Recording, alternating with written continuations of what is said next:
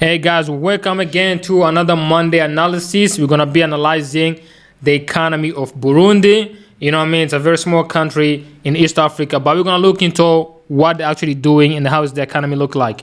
So we're gonna discuss a few stuff like productions, people, political systems, ease of doing business, as well where you can invest your money in Burundi. So one thing you need to know about it is Burundi is a very small country and it's one of the poorest countries in the world, right?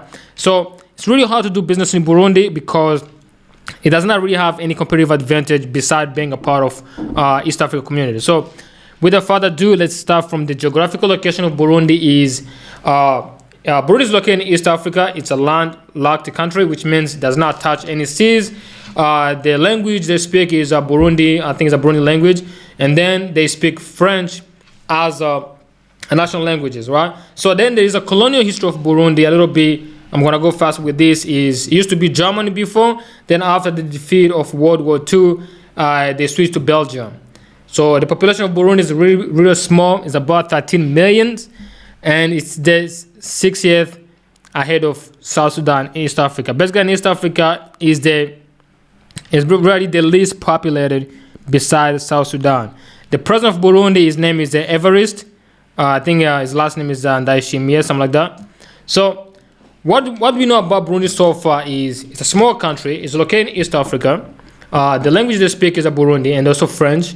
The colonial history of Burundi is Belgium, then after Germany first, then after Belgium, and then the population we have is about 13 million, and the president is Evariste Ndayishimiye. So but with just those information, you can already see that the country has a really small market. They have a very, very small market, and they're still growing. So let's go now look into productivity of this country, right? So the GDP of the Burundi country is only, actually I was very surprised that this country only has a GDP of $3 billion.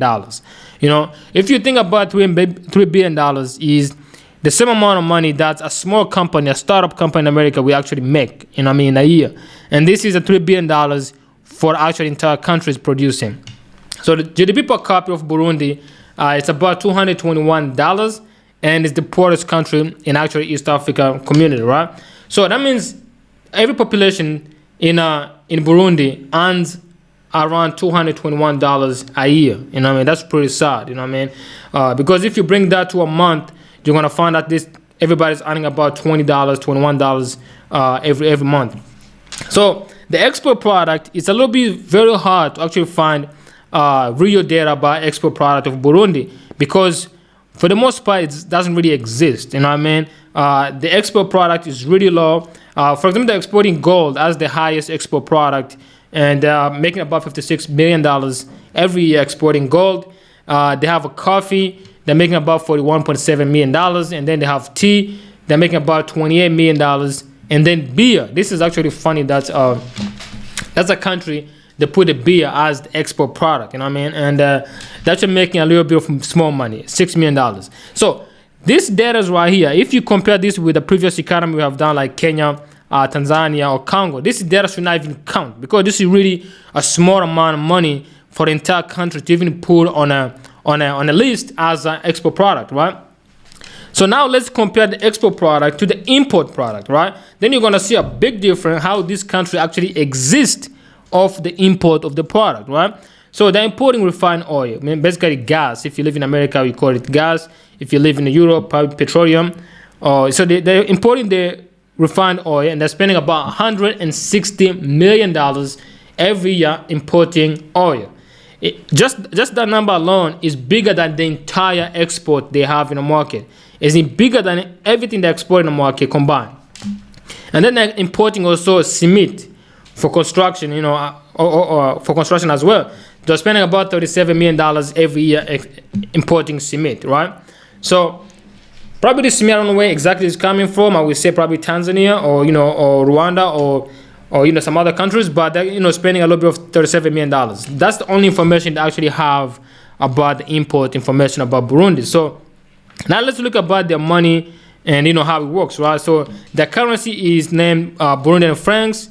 The inflation rates of this country is really crazy. I would say if I lived in that country, I would never in my whole life keep my money in their local currency. There is no way I'm gonna have my money in Burundian francs. I'll probably have my money in dollars or Kenya shillings or even Tanzania shillings. At this point is better, right?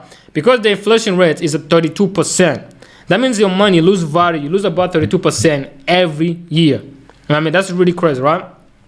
The interest rates, you want to know about this number because if you're doing business in Burundi, all this video that I made for people who want to do business in Africa. So that's why we pay attention a lot on interest rates.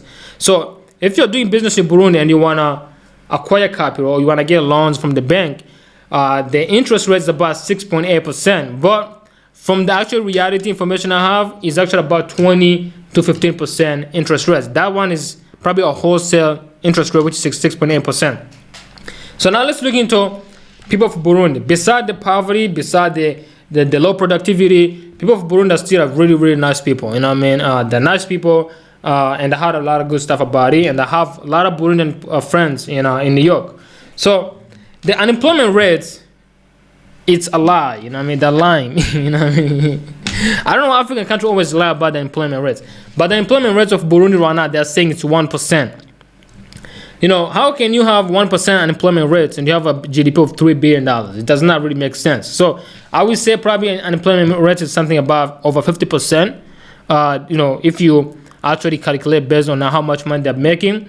So, but the data that the government is publishing right now is just 1% as an employment rate. So if you're from Burundi, make sure in a comment, you let me know if this number is actually correct. So the cost of living in Burundi, that's what we're going to run through that. So before you go do business in Burundi, you can actually know how much money you're going to spend to live in the country. So the cost of living in Burundi is, you're going to pay about $50 a month on rent. You're going to spend about $72 a month on food. You're going to spend about $23 on transportations. And you're going to spend about $10 on energy. So this is really, this is really a very affordable country. I don't know if it makes sense to actually live there or do business in Burundi unless you really find some niche product or niche services that's really needed and makes sense that you want to move to that country. Because based on the cost of living over there, the quality of life is not really that great, compared to Tanzania or compared to Kenya or other countries, right? But if you still want to go to do business in Burundi, that's the cost of living is about $50 per house, $72 on the food, and $23 on transportation, and $10 on energy bill. So now let's look into the health of the citizens. Since you are going to do business in Burundi, you want to know how healthy is this people? And I'm saying how healthy is the workforce, right? So we look about into life expectancy of Burundian people. That actually is really high. If you look compared to the GDP, how much money they're making, actually people live longer in Burundi. So the life expectancy is about 62 years old. So everybody in Burundi is expected to live up to 62 years old, right? So it's not guaranteed. You may die early. Just be aware of that. You know what I'm saying? Or you may live more than 62 years old. So it's always very important that you actually take care of yourself to maximize your life expectancy. So the average age of Burundian people is about 16 years old. Probably one of the youngest country in the world at this time, because if you compare that to like United States, where the average age is 37 years old, or compare that to, Italy, where the average age is almost 45 years old. So you have really, really good young population. So if you make a good investment in those countries, you may actually have a better workforce and healthy workforce, right?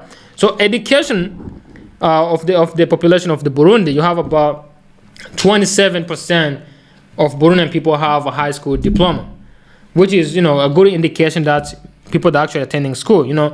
I wish it can be increased to at least 70%. Maybe we have 70% of everybody going to high school.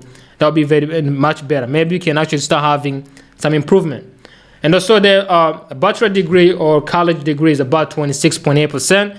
Not bad at all. So people that actually almost the same people finishing high school, they're almost going to the college. So which is really good thing. I don't know about the standard of education in Burundi yet, but we say this is a good indication that the nation is rising, right? So now let's look about the labor market. Since you're going to be doing business in Burundi, you want to know how much money is the minimum wage. So that's actually the labor makes sense. So based on their Minister of Labor, they actually have no minimum wage, which means you have to discuss or negotiate with your employer to actually come up with the right price to pay these people. So now let's go to one of my favorite part I like to talk about a lot because it's always funny. It's the political system of Burundi. Political system of Burundi, I call it African democracy. You know, there's what you call democracy, and then there's what you call African democracy. You know what I'm saying? African democracy, it's always just in the name. It does not really exist in reality, just in the name. You know what I mean? So Burundi is African democracy. So they have had a really good elections, transfer of the power in the past, which went great. But the question is to know if actually the person who became president, he really won the election, or he was just rigged the election. So you never know. And just to be honest with you, I'm not a fan of democracy myself. I think democracy actually slows down Africa. I feel like we should maybe even move to monarchy or some stuff like that, or even have one party system, right? Anyway, so the conflict history of Burundi has already been so much civil war. That's why I say the African democracy, because most people who got on the power in Burundi, they got through the war, through fighting and through killing people. You know what I mean? So it's not really through election. So the corruption index of Burundi is pretty not horrible, but they still need to do some improvement to actually give us a good number. So when you go do business in Burundi, you actually feel very confident that whatever you're doing, you're protected by law. Also, if the government actually has enough power to enforce their own rules, right? So the corruption index, they score about 20 out of 100, pretty horrible, not even a quarter. So they need to raise that to at least 80%, 80 out of 100, you know what I mean? So at least they need to close some few loopholes. So when you do business, you are very confident that they're going to be able to enforce the contract. So it's pretty important to the businessman when you do business in a country to know that the legal system is sound. You know what I mean? You can actually get justice when you need it. So now let's look into the ease of doing business in Burundi. So one thing which I have discovered over East African countries, right, from Tanzania, Kenya, South Sudan, Uganda, and Burundi, is the corporate tax is the same number. It's 30% for all these countries. So I don't know who set up that corporate tax. It looks like maybe it was set up by United States or something, because there's no way you have 6 countries and they all have the same corporate tax rates, right? And corporate tax actually hurts African countries a lot, because if you have a country which is rising, you want to make sure your population can actually have money. You want to make sure the companies in your country can actually accumulate capital so they can invest in other businesses, right? But if you are giving the government 30% of your profit, then you really have only 20% to work with in terms of in terms of expanding your business. About 70% or 20% of investment, right? So then the ability of enforcing contract, can actually Burundi enforce contract? Let's say you want to do business in Burundi and you have a contract with a vendor or a supplier or employee or an expert, and then you have a misunderstanding. Can Burundi enforce the contract? So the answer is simple. It's unclear. Nobody knows. You know what I mean? So all the data we've been digging into trying to find out if there's even any successful court case, you can really find none. So I would say if you do business in Burundi, you have to really be careful in terms of how you do business with people and the contract, because in events that the contract does not go your way, you may end up on a really bad side, and the court may not be able to actually give you justice for your case. So the other thing, very important number you need to look at is the energy price. I will give them that. The energy price in Burundi is really, really cheap. It's about $0.062 per, basically about 0.062 cents per kilowatt hour. You know what I mean? So it's really cheap. That means you can probably produce stuff in Burundi very easy. So I'm going to give you a little bit of how, if I want to do business in Burundi, how I will actually do it. So based on the numbers of Burundi and the populations, number one, population have a really small income, which means they have small spending power, right? But Burundi is a part of East Africa, which means you can produce stuff in Burundi and sell them to Kenya. So what we do is we go to Burundi and take advantage of the low cost of power, and take advantage of low cost of labor, and take advantage of the natural resources they have, and build a factory or build a company which produce stuff. But all this stuff, what we do is I will export them to Tanzania or export them to Kenya and take advantage of East African community, free market. So without taking so much time, let's go to the next thing, which is property rights, right? You want to know if you go do business in a country that you're actually able to own the land, to own the building, to own your asset. You know what I mean? So Burundi is really good at this. They have what you call non-discriminatory. They have what you call non-discriminatory system, whereby anybody can buy land and can own the land. Either you're a foreigner or local, you can always buy a land and own it. You know what I mean? So the next part we're going to be talking about is one of my favorite too, and that's what we're going to be closing all the time, is where to invest your money in actually Burundi. You know, if you want to put your money in Burundi, which industry should you be looking into? So I'm going to give you about top 5 industries you should look into right now in Burundi, right? So number 1 is agriculture.